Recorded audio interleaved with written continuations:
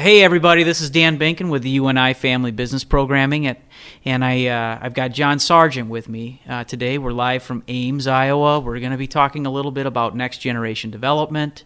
We're going to be talking about the types of things that you as families might want to keep in mind as you're looking to succession from one generation to the next. John, why don't we start out by maybe having you talk a little bit about what does Todd and Sargent do, and maybe you could describe a little bit about the evolution of your firm over time. Yeah, very good. Thanks, Dan. Glad to have you here in Ames. Todd and Sargent was started by my grandfather and his business partner back in 1958, and we're a design, build, engineering, and construction company based here in Ames. We serve the industrial ag world. We design and build feed mills, flour mills, pet food plants, other kind of specialty industrial ag facilities, okay. Large concrete grain storage, all kinds of exciting things. So based in Ames here with about 60 office employees, and we do work across the U.S. and Canada. We've got about 300 employees out in the field that are all supported by our staff right here. Wow. Okay. So when I think of like ethanol plants and things like that, are you guys involved in those types of things too? So back when ethanol was really back booming, in the day, so we would have been involved more on the grain storage side for the ethanol plants. Okay. But biodiesel, we have built a bunch of biodiesel plants from the ground up over the last 20 years or so, but have kind of moved into some other markets now that market isn't quite as hot as it was. Sure. So your grandfather started the firm with a partner. Yep, Warren Sargent and George Todd are our two namesakes. All right. And so the transition from Warren and Mr. Todd, how did that, kind of who came in after them? Yeah, so in 1958, the company started. George Todd was kind of toward the end of his career, and my grandpa Warren was closer to the beginning of his in the industry. George had a good established business on his own, but was looking for a partner to join forces with. So George was out of the business in a handful of years, and that family has been out of the business since really the early 60s. Okay. Although we always kept the name out of deference to George Todd and the contributions that he made over the years, and as a founder to the company. We're proud to have that connection. And my grandpa really kind of took things on with a strong leadership team over the next, call it 20-some years, and in the early 80s, my dad and uncle really kind of took over from a management perspective. Okay. And so since the early 80s through really today, or the last handful of years, they've along again with a really strong leadership team have been running our business. I guess just to jump right in, my uncle, he has really worked with our company since he was, 12, 14, what have you, and I think in a very direct sense since he was in college, maybe even high school, and so he never went about and went out to find that other career even just for a short period. But my dad did. Oh, he did. Okay. And I did, and that worked pretty well for. I think the path that each of us took worked well for us. We didn't have any sort of formal policy. So, some families will have that, and I don't think there's anything wrong with that. For me, the opportunity to go out, see a little bit else in the world made a lot of sense for me. Get a little bit different perspective, broader perspective, I think can be really healthy, but it all depends on the person, right? If you've got somebody that's ready to dive right in, great for them, right? So when you took off on your path, kind of as you described it, did you leave, and I know you went to school in Iowa City, did you leave here, headed there?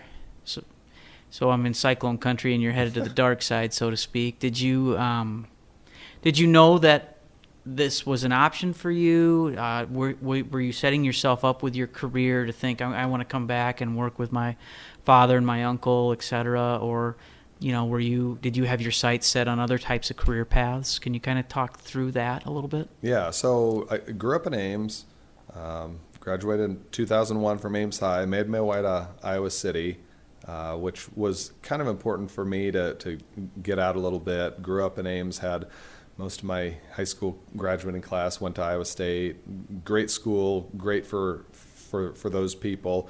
I kind of needed to get away a little bit. We grew up about 2 blocks from campus, and my parents went to Iowa State. All their friends went to Iowa State, and like I say, great school, great place to be, and I love being back in Ames now. But for that period of my life, wanted to get out a little bit, kind of see what else the world had to offer. Luckily, my oldest sister graduated from the University of Iowa a few years before I attended, so she blazed that trail. It made it a little easier for me to head out east. But from there, moved to Chicago, spent about 5 years in Chicago, was in the finance world, and was probably not as directly focused on making sure that each step of my path through high school and college and beyond was pointing me back toward the company, but was definitely focused on things that would give me a pretty good business sense.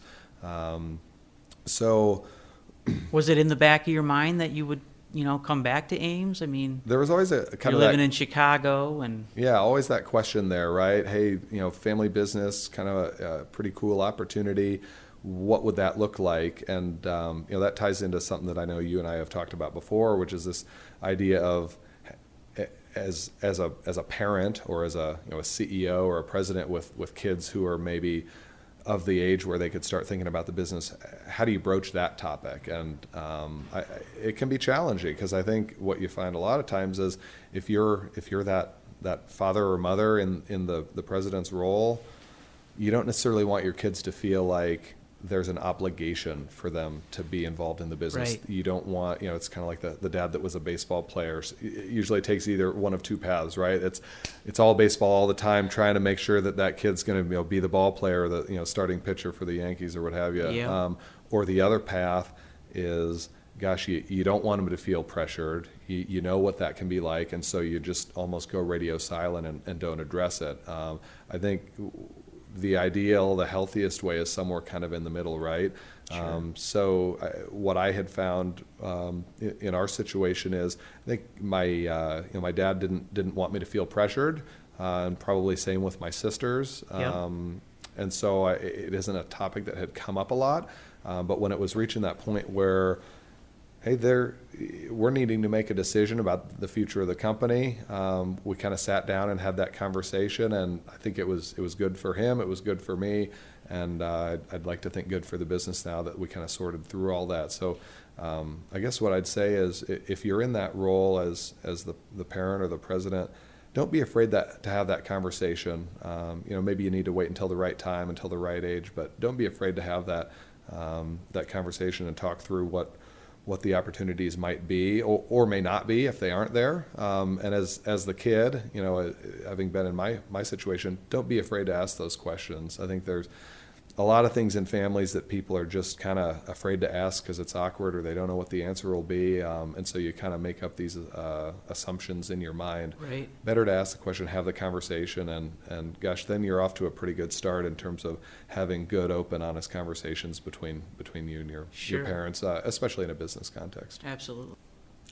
What I've seen in a lot of successful family businesses is when both generations, the older and the outgoing and the incoming, are very intentional about that transition process. Yep.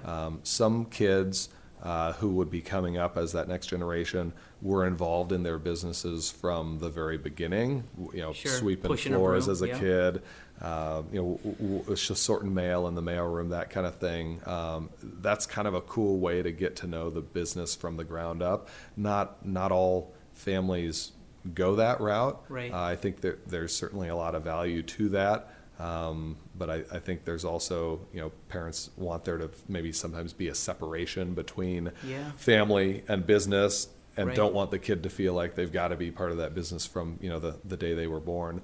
But people who are very intentional about that transition process, and if you can spend time in each of the key functional areas of the business, I think that can go a really long way. One, to help build up that knowledge base for you within the company to know how things work, not just top down, but kind of bottom up. And also, I think helps employees see that that person throughout the company and can really understand how they're investing their time and energy into getting to know the business from the ground up, which I think is a really positive thing. Yeah, I think the employee engagement with the next generation goes up significantly if they feel like they're shoulder to shoulder with those people at times, that kind of thing. Yeah, absolutely. Okay, if you're, I think one of the questions was about current CEO and what are some things for them to think about. And one that I'll say, and I may not be super popular for saying this, but I've seen this in a lot of different businesses, and it's actually worked very well in ours, but it doesn't always work that well in other companies that I've seen. If you're that president, that CEO, that outgoing generation, and you're seeing your family come in the next generation, it's great for you to be there and provide support and be a sounding board. But at the point at which you turn over control, I think it's really important that you be ready and willing to let go. Where I've seen some really difficult situations, not only for the business, but also with personal relationships between, whether it's fathers and sons, mothers and daughters, et cetera, is when the generation 2 is put in quote unquote control, and yet there they are and don't feel empowered to make the decisions that they think they need to make. And then kind of nobody's happy, right? Right. So what I'd say is if you're going to put that individual, your child or nephew or niece, whoever, in that role, if you're putting them in that role, make sure you trust them if you're going to put them in there.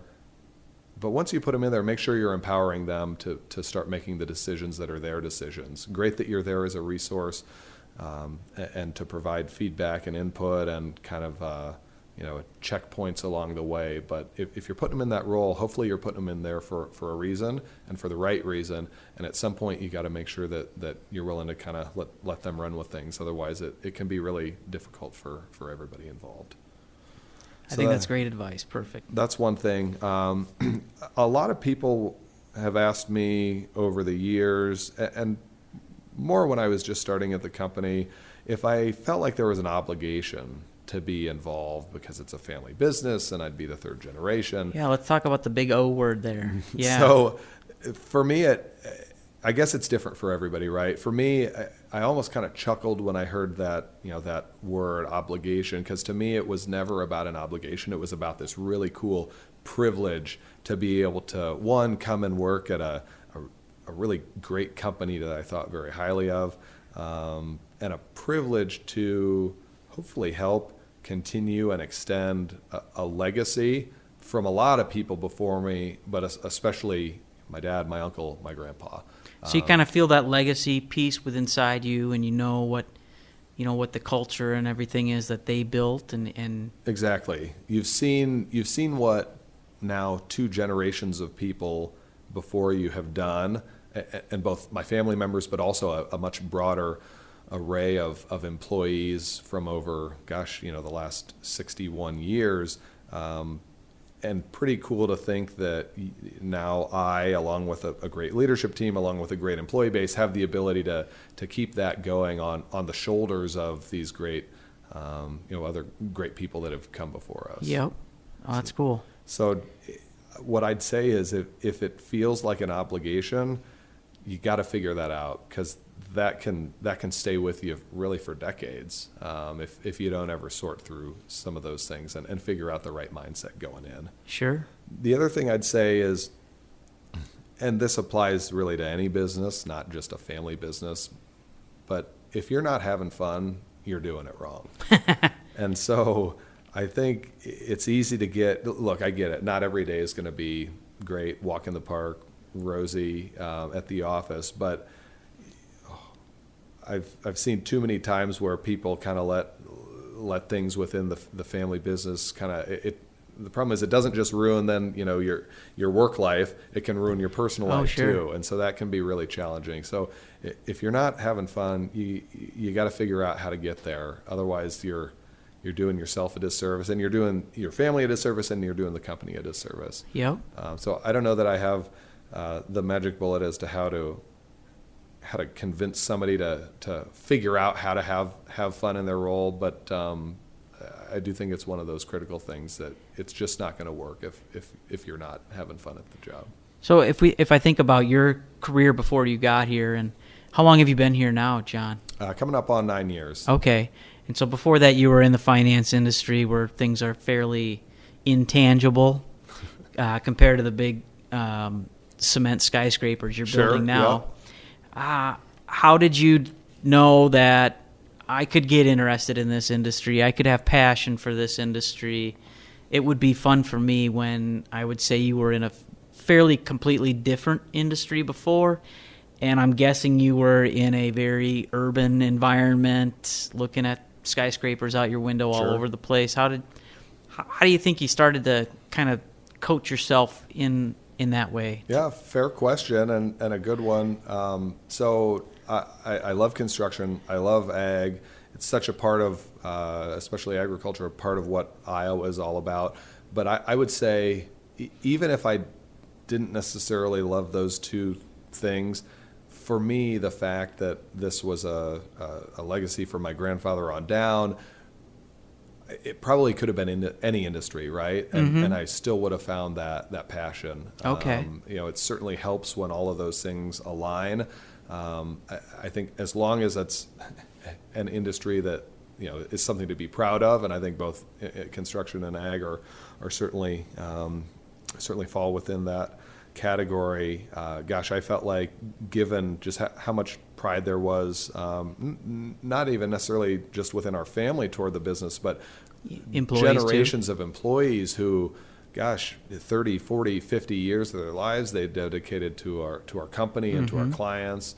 If you can't get excited about that, what can you get Sure. excited about? So yeah, to me, yes, I love the industries that we serve, but the fact that there was just so much history within the company and then of course our family involved with it is what really kind of sealed the deal for me and got me Okay. excited about that. So, John, one question we have, we get repeatedly is kind of when we're working with family-owned companies, sometimes they'll say, well, I wish I had done this, or I wish I had known that, or hadn't done this, et cetera. Has there ever been a time like that for you where you thought about, if you could talk to your younger self, some advice you might give yourself, knowing the path that you've been on now to get to where you are now? I would encourage anybody to go and spend some time outside the business and get a little bit broader perspective on the world, a broader context to where your business fits in the world, see how some different people do things. Great if it's in a similar industry where that experience can translate directly, but the ability to kind of go out there and see how your business fits in the world and how some other people do similar types of business, I think can be really helpful for you to see then even years down the road. Sure. So you're very glad that you chose the path you did then, obviously, right? That worked well for me. Again, maybe not for everybody, but I think for me that was absolutely the right decision. Great. I think it's cool that we're sitting here doing this podcast, in your main boardroom here, and we've got photos of your family on the wall here, right? Very strong legacy type of thing. And I'm just kind of curious, how, if when your grandfather kind of started this firm with his partner, I wonder if he ever envisioned this becoming a longevity family-owned company where his grandson would eventually get involved. I don't know. Do you think he'd have any thoughts about that? Well, when you look at the statistics on any business, let alone family businesses, the percentage that make it to that second generation or third generation dwindled pretty quickly. I don't know if he would have thought this far in advance to kind of think through that. He was probably focused on just doing the best that he could for his customers and employees. But maybe in the back of his mind, he kind of wondered where things would go.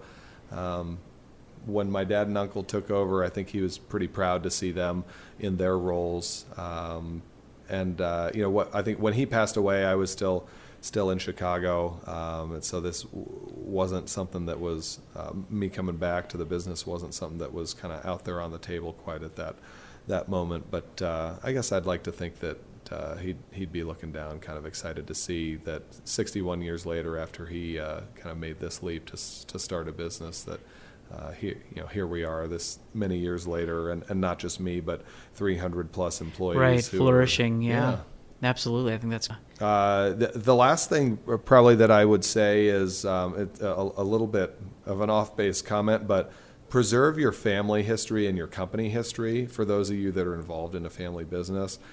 It's easy for some of those, whether it's stories, kind of that oral history, or even photos, or kind of those memento scrapbook type things. It's easy for those to get lost to history. We're working right now on our family side of putting together a pretty in-depth family history from my great-grandparents down, from Warren's parents on down. Warren was one of 7 brothers and sisters raised on the east side of Des Moines. Pretty rich family history down on the east side of Des Moines, and now across Iowa, and really across the world, as family members have moved and scattered across the globe. Sure. But gosh, a lot of stories out there that if you don't make a point to capture them, they're just kind of lost. And they're stories that can be really inspiring to a lot of, whether it's employees or family members. So yeah, the next generation, right? Exactly, to help people understand where they came from, what has been important to, whether it's the business or the family, for decades. So we're working with a historian right now, based in Des Moines, to help us put together that, so we don't lose those stories and those memories. Great, thanks, John. This has been great. I just want to say thanks for allowing us to come in today, for being so willing to be open, sharing about your experiences. I think for family businesses, this peer-to-peer approach of learning is very powerful, and so we just want to say thanks again for being involved, for being willing to share, talk through some things, and we'll catch everybody next time. Thanks for listening. Take care.